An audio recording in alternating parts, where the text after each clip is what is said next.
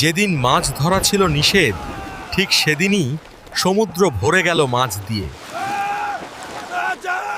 বনি ইসরায়েলের একটি সম্প্রদায় সমুদ্রের পাশে বসবাস করত।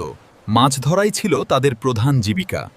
আল্লাহ তাদের পরীক্ষা করার জন্য এমন এক অবস্থা তৈরি করলেন, যেদিন মাছ ধরা নিষেধ ছিল সেদিনই মাছ সবচেয়ে বেশি আসত।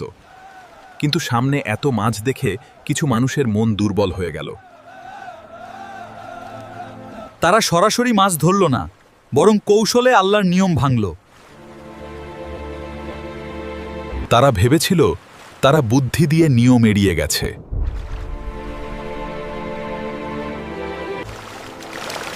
কিছু মানুষ তাদের সতর্ক করেছিল, এটা আল্লাহর পরীক্ষা।